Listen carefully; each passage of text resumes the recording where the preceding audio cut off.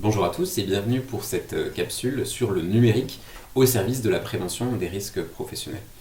Alors, il n'a échappé à personne que depuis les années 90-2000, l'essor du numérique, de ce que l'on appelait alors les nouvelles technologies de l'information et de la communication, a bouleversé les relations de travail. Donc non seulement les innovations numériques ont profondément transformé l'entreprise, mais de surcroît, elles ont encouragé les différents acteurs, et en particulier les salariés, à solliciter plus d'autonomie et à bénéficier d'une plus grande liberté dans l'organisation de leur temps de travail et dans l'articulation avec leur vie personnelle. Ainsi, les entreprises se dotent de leur côté de l'ensemble des outils de gestion, de contrôle de la production, de suivi de temps de travail, d'établissement, de la paye, etc., qui facilitent leur administration, notamment au regard des contraintes réglementaires et comptables. Mais ce qu'il faut bien comprendre, c'est que parallèlement à cette facilitation d'un certain nombre de tâches administratives, entre autres, eh bien, les pouvoirs publics, parallèlement, vont être incités à développer au maximum les contraintes qui pèsent sur les entreprises, considérant que celles-ci sont en mesure de s'équiper des moyens leur permettant précisément de se conformer à ces différentes obligations. En tout état de cause, l'utilisation massive de ces technologies n'est pas sans inconvénients. La connexion des différents systèmes d'information entre eux, la gestion des droits d'accès des différents utilisateurs, la protection bien sûr des données à caractère personnel, ne sont que quelques-uns des problèmes spécifiques nés de l'essor de l'informatique. En matière de prévention des risques professionnels, cette ambivalence est particulièrement bien illustrée, puisque la digitalisation va permettre à l'employeur de faciliter la mise en œuvre de l'ensemble de ses obligations en matière de prévention des risques professionnels, mais dans le même temps, elle va faire naître des risques spécifiques pesant sur les salariés. Et par ailleurs, comme on l'a déjà indiqué, elle va encourager les pouvoirs publics à accroître davantage leurs exigences, considérant que les entreprises disposent des moyens nécessaires pour s'y conformer. Alors on a donc des outils puissants au service de la prévention des risques professionnels pour que l'employeur puisse respecter son obligation de sécurité. Alors rappelons très brièvement le cadre de l'obligation de sécurité. L'employeur est tenu d'évaluer les risques professionnels, de mettre en œuvre les mesures de prévention permettant de supprimer ou de limiter les situations de danger, d'assurer l'effectivité de ces mesures et d'informer les salariés et leurs représentants de l'ensemble des mesures qu'il va mettre en œuvre. Dans ce cadre général, qui sera renforcé par la jurisprudence, on en dira un mot, le législateur va développer, étendre, déployer toute une série d'obligations spécifiques liées justement à la prévention des risques professionnels. Alors ça va de l'établissement de documents uniques d'évaluation des risques, à la transcription de l'exposition à la pénibilité, certains facteurs de pénibilité qui vont permettre l'abondement du compte personnel de prévention de la pénibilité, du compte professionnel de prévention de la pénibilité. Ça va également prendre la forme de l'instauration de la négociation collective sur la pénibilité, de la négociation sur la qualité de vie au travail qui comporte elle-même un chapitre sur le droit à la déconnexion, et puis ça prend également la forme de l'ensemble des réglementations spécifiques pesant sur certains secteurs d'activité dans lesquels les salariés sont exposés à des risques particuliers, par exemple au milieu ionisant, hyperbare, à la radioactivité, etc.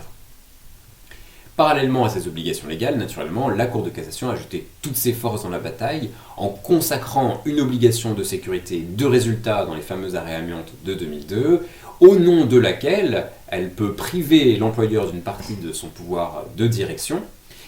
et lui imposer, en tout état de cause, de veiller à l'effectivité des mesures de prévention qu'il va mettre en œuvre et d'assurer la traçabilité de ces mesures pour pouvoir précisément en justifier. Alors c'est vrai que depuis quelques années, la Cour de cassation semble avoir pris conscience de l'effet un peu contre-productif de sa trop grande rigueur, puisque c'est vrai qu'en condamnant systématiquement les employeurs au nom d'obligations de sécurité de résultat, eh bien elle va décourager les entreprises à mettre en œuvre une politique de prévention, puisque celles-ci vont se dire que en tout état de cause, elles seront condamnées quoi qu'il arrive. Donc les arrêts Air France notamment, Fnac, Areva, Air France, sont intervenus précisément dans ce contexte-là,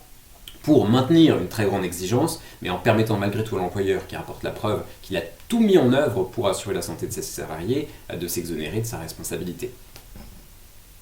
Alors afin de faire face aux difficultés techniques que pose l'application et le respect de l'ensemble de ces obligations, les entreprises vont pouvoir aujourd'hui se doter d'une multitude d'outils, applications, plateformes, logiciels, qui vont leur permettre de faciliter le recueil des informations nécessaires à l'évaluation des risques et leur mise à jour, et la diffusion de ces informations pour animer une vraie politique de prévention des risques professionnels.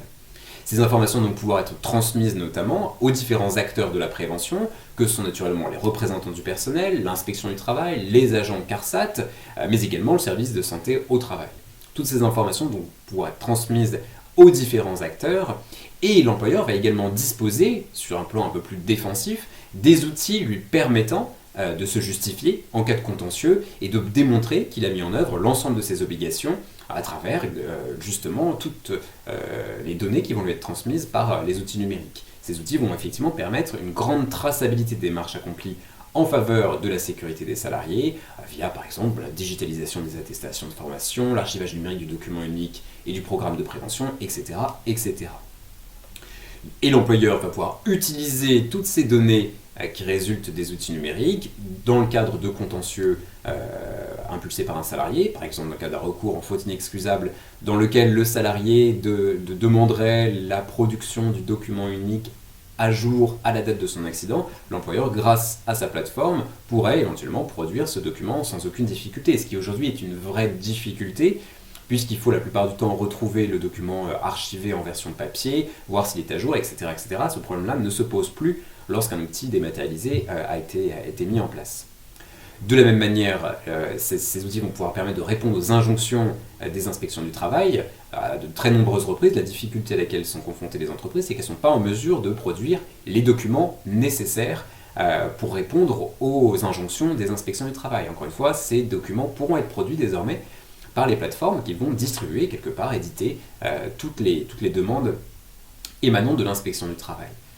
Il faut également souligner que cette grande transparence dans les données et dans l'état finalement de la sinistralité de l'évaluation des risques dans une entreprise va nécessairement inciter l'employeur à impulser une vraie démarche de prévention, une vraie culture de la prévention, parce que vu que les données sont accessibles, notamment aux représentants du personnel et aux autres acteurs, l'employeur ne peut plus quelque part se cacher derrière son petit doigt pour dire non, il n'y a pas besoin de mettre en œuvre une politique de prévention plus poussée. Là, les données sont accessibles. Et d'ailleurs, elles ont même été rendues accessibles par les CARSAT qui, pour chaque entreprise, publie un bilan de la sinistralité qui est accessible via notamment le site Net Entreprise. Donc même les pouvoirs publics, via notamment les organismes de sécurité sociale, mettent en œuvre cette digitalisation pour la prévention des risques professionnels. De la même manière, on verra que la digitalisation va prendre le relais d'un certain nombre d'obligations qui aujourd'hui se font de manière un petit peu plus classique. On pensera notamment à l'évolution du registre des accidents bénins qui, de toute évidence, va probablement être dématérialisé. On attend incessamment le décret d'application de la loi de financement de la sécurité sociale pour 2021 qui a supprimé l'autorisation préalable des CARSAT pour utiliser un registre des accidents bénins et qui va probablement nous permettre de tenir ce registre donc de manière libre, via peut-être une déclaration préalable auprès des CARSAT, mais et de manière totalement dématérialisée. Bon, il faut maintenant que ce décret soit publié. La prochaine étape,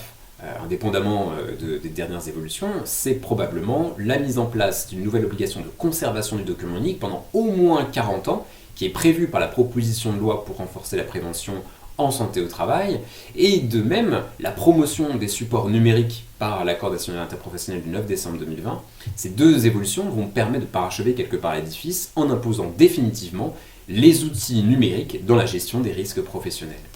Alors, outils numériques qui sont malgré tout responsables probablement d'une certaine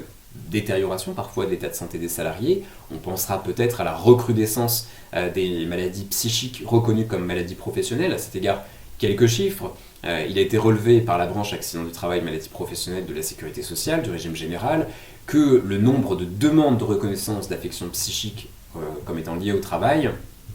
a doublé entre 2016 et 2019, donc en seulement 4 ans, et que le nombre de reconnaissances accordées par les caisses de sécurité sociale pour ces affections psychiques est passé de 54 en 2010 à pas moins de 1051 en 2019. Donc on peut peut-être rapprocher cette augmentation du nombre d'affections psychiques déclarées et reconnues à l'essor du numérique, qui a pour conséquence, notamment lorsque le salarié est passé en télétravail, et c'était le cas de manière assez fulgurante à la suite de la crise sanitaire,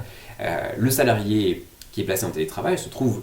isolé de sa communauté de travail et privé d'un accès privilégié et quelque part aux cellules de régulation collective de l'entreprise qui sont soit organisées comme les réunions d'équipe ou soit informelles comme les temps de convivialité qui lui permettent quelque part qui permettent de prévenir la survenance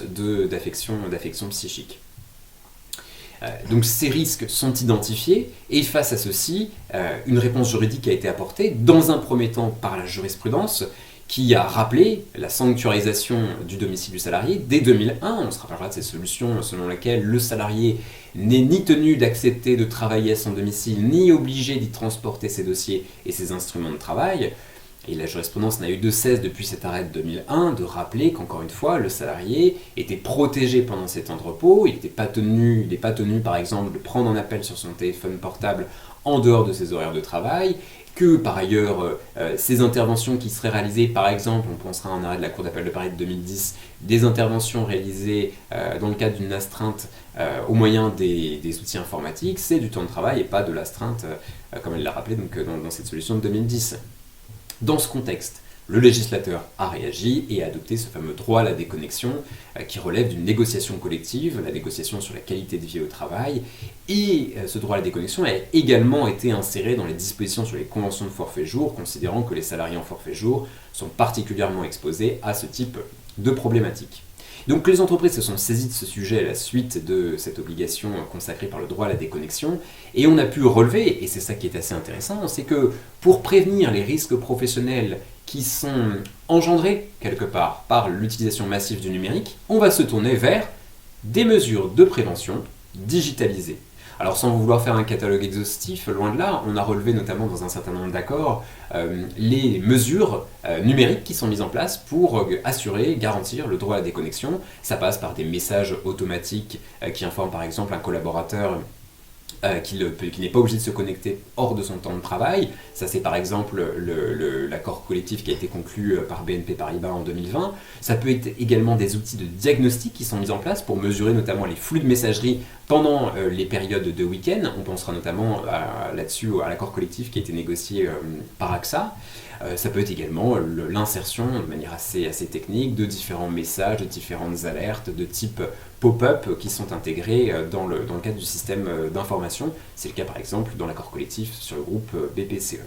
Donc pour pallier aux inconvénients, aux difficultés engendrées par les outils numériques, on va à nouveau se tourner vers le numérique. Et de toute façon, indépendamment de la mise en œuvre du droit à la déconnexion, il ne faut pas oublier que l'employeur demeure tenu, dans le cadre de son obligation générale de sécurité, de mettre en œuvre des mesures de prévention indépendamment de son obligation spécifique liée au droit à la déconnexion. Et la plupart du temps, il se tournera le plus souvent vers à nouveau des outils numériques pour pallier aux risques liés au numérique. Je vous remercie pour votre attention et n'hésitez pas si vous avez des questions complémentaires.